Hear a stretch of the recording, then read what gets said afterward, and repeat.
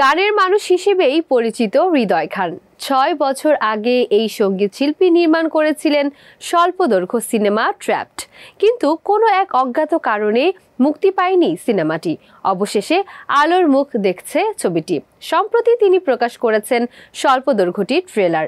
তার ভাষ্য, ডিসেম্বরেই মুক্তি পাচ্ছে ট্র্যাপড, তবে নির্দিষ্ট তারিখ জানাননি তিনি। সো ভিউয়ার্স, এবার দেখে নেব আজকের শোবিজ লিড স্টোরি। আপনি কি আমার বন্ধু হতে চান না? For the first time, someone saw me.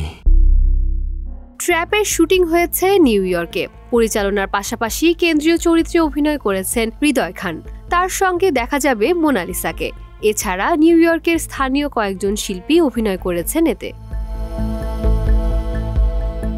স্বল্পদৈর্ঘ্যে প্রথমবার অভিনয় করলেও নিজের অনেক গানের ভিডিওতে মডেল হয়ে অভিনয় করেছেন হৃদয়। বিজ্ঞাপনেও কাজ করেছেন তিনি।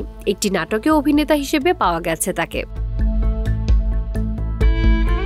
২৫ মিনিট ব্যাপ্তির স্বল্পদৈর্ঘ্যটির কাহিনী গড়ে উঠেছে ট্র্যাপে বা ফাঁদে পড়া হৃদয় নামের এক তরুণকে ঘিরে। না বুঝেই এক ফাঁদে ফেঁসে যায় হৃদয়। না চাইলেও প্রতিদিন তাকে কাজ করতে হয় মাদক কারবারিদের হয়ে।